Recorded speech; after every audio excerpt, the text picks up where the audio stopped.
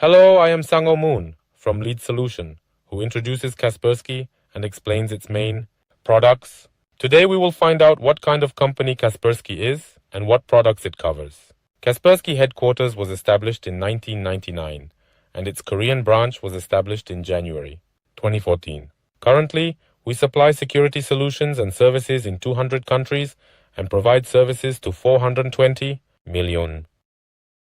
Kaspersky participates in independent testing every year to test its products. In 2023, we participated 100 times, and we achieved first place 93 times. This is objective data showing that Kaspersky has superior protection compared to other companies, demonstrating Kaspersky's excellence. Kaspersky has obtained domestic and international certification for Windows and Linux products.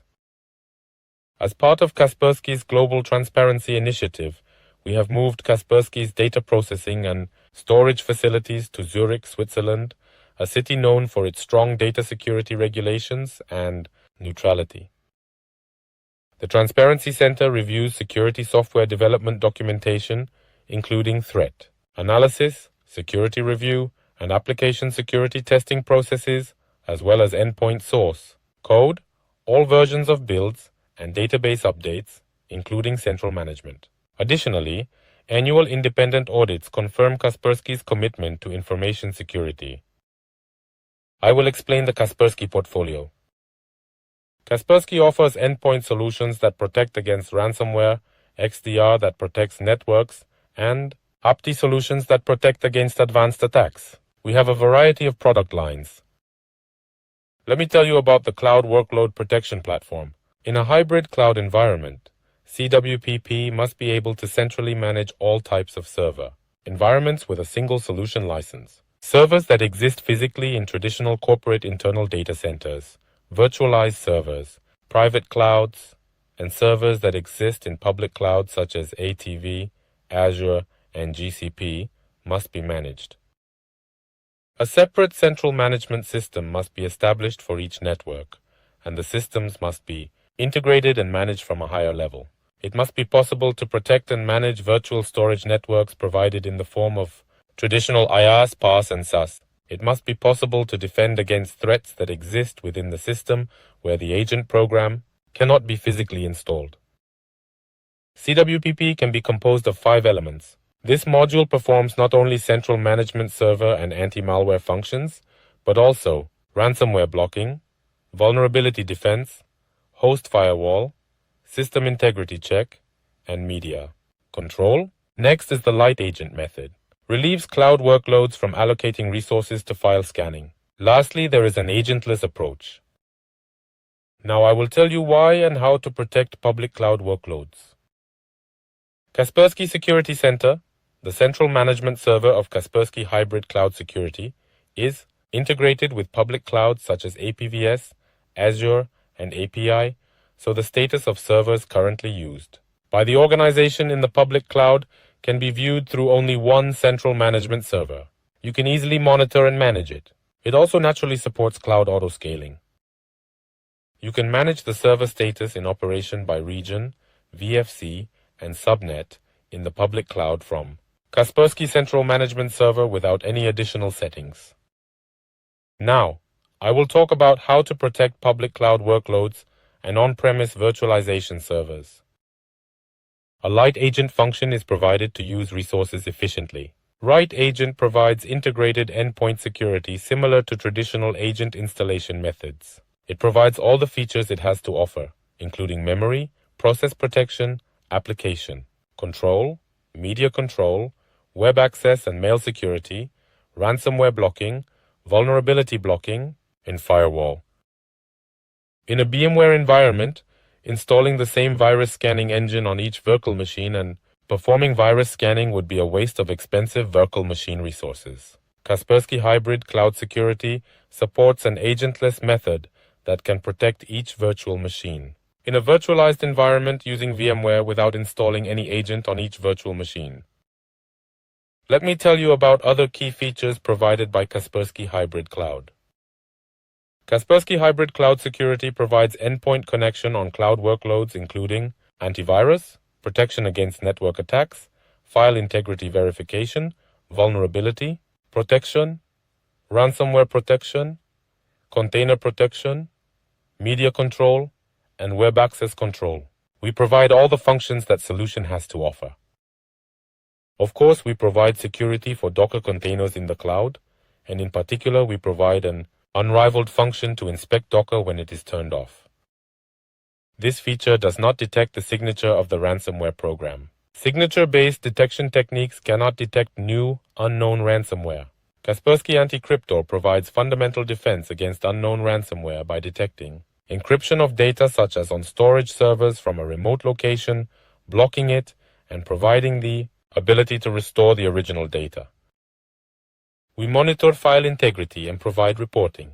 This is an essential function for organizations that need to comply with applicable regulations as it satisfies the obligations of EU, GDP, and PCI-DS.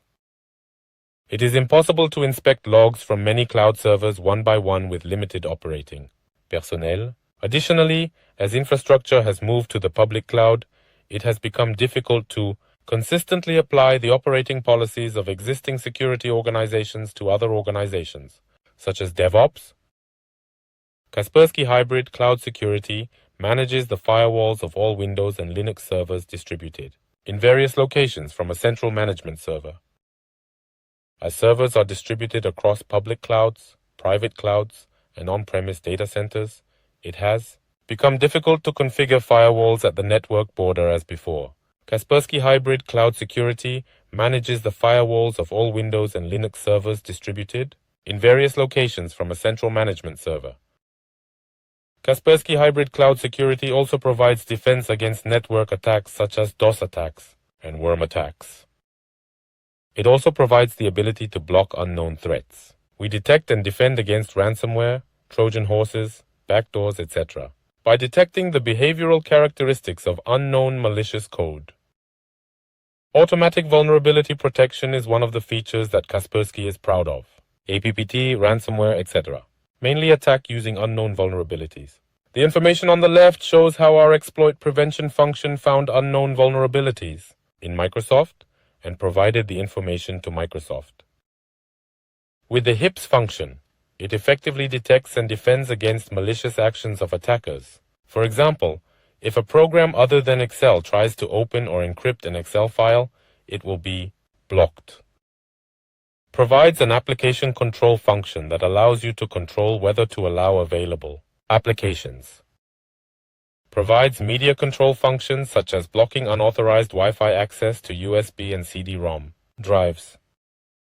We provide a URL filtering function by providing a category database for URL and IP. This function provides functions such as blocking access to malicious sites and controlling access to non-business sites during business hours. It also applies to encryption protocols such as HTTPS.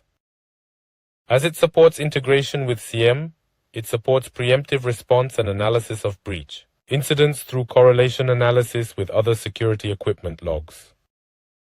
Next, I will talk about EDR as the second step to hybrid cloud XDR. Kaspersky Ideal was developed to visually identify threats and quickly respond to complex and ambiguous threats while reducing solution deployment costs. This allows efficient use of time in analyzing the cause without being difficult to operate and enables automatic one-click response. CWPP solution is effective in detecting and eliminating threatening activities. However, the CWPP solution only detects and removes the malicious activity itself or malicious code and does not provide information about the context of the threat. As mentioned earlier, current attacks are not simple and use multi-level infiltration techniques. So, an appropriate kill chain must be secured to secure the entire picture, including upper and lower processes. Let's look at the actual XDR administrator screen.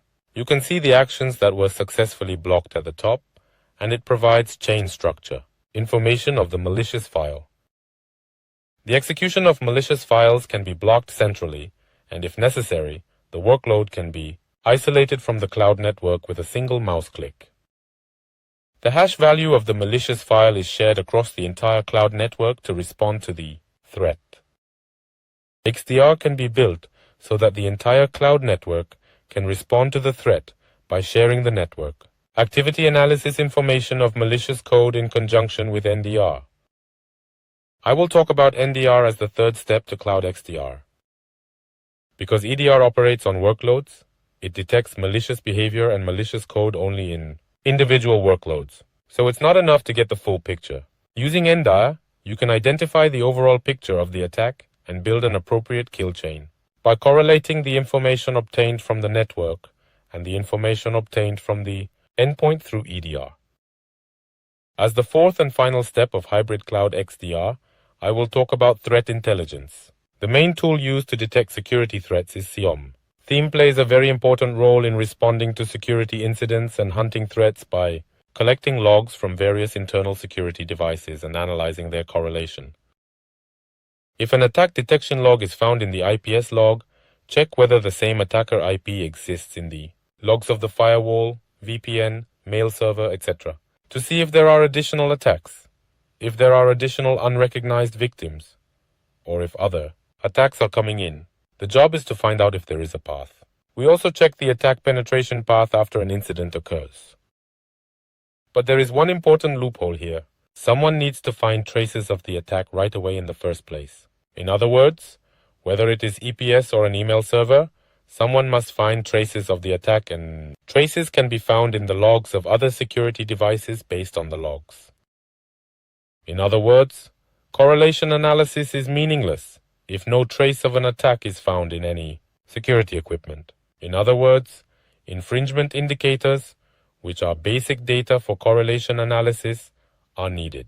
In other words, an indicator of compromise, or IOC, is needed. Correlation analysis becomes meaningful only when IOC is supplied to SIEM and SOAR. Additionally, as hybrid cloud environments, IoT, various web and mobile apps increase, next-generation firewalls, next-generation IPS and IDS, etc. evolve, numerous logs are pouring into SIEM.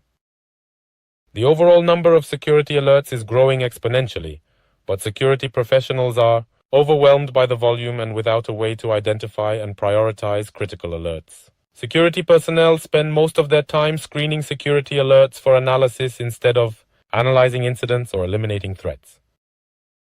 Still, nearly half of alerts go uninvestigated, a factor that exhausts security professionals and increases the average attack duration. Then, as I mentioned earlier, can the IOC be called intelligence? No.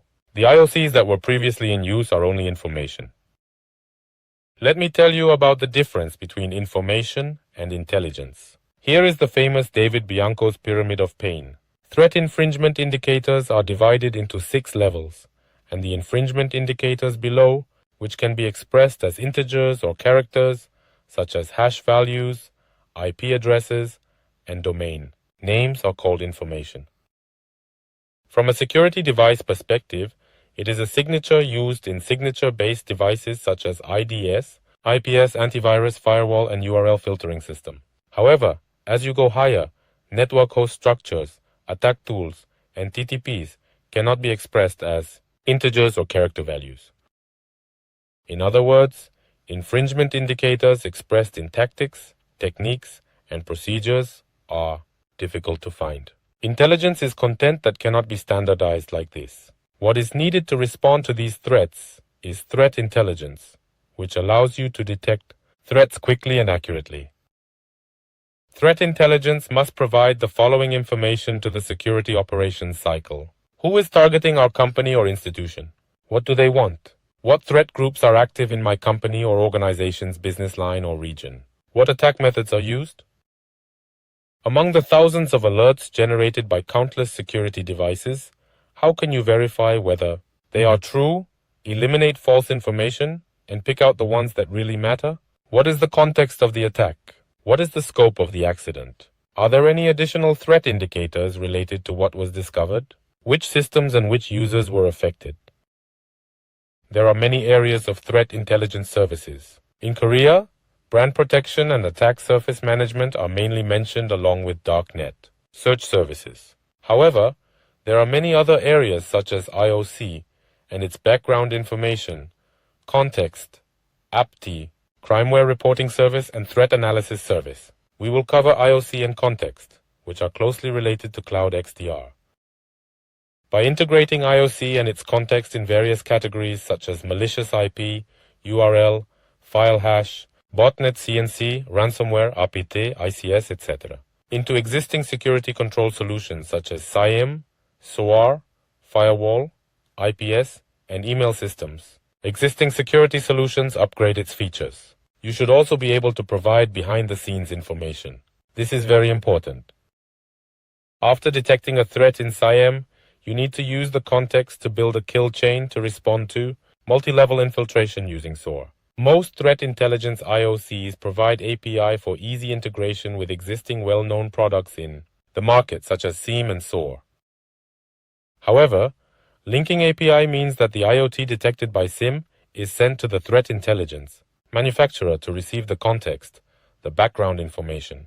This means that security events that occur internally are sent externally anyway. Moreover, in a closed network, it is impossible to receive the context information of the detected IOC using API. The IOC data feed provider must supply the entire data, including this context, as plain text. This approach offers tremendous advantages in practice. The first advantage is that it can be operated in a closed network. The second advantage is that internal information is not leaked. The third advantage is that private CTI can be built. It will be great to also provide a private in-house CTI platform using IOC and context. If a threat intelligence provider provides a CTI platform, the CTI platform analyzes the logs and transmits the results to the CM, so the CM only needs to draw a dashboard using the received results. The load on expensive CM can be dramatically reduced, and analysis speed will also be dramatically improved. The mission of Kaspersky's 4,500-strong global research and analytics team is simple. The goal is to create a safer cyber world by continuously exploring and responding to cyber threats. Thank you for watching the video so far. We look forward to seeing you with more diverse materials. Thank you.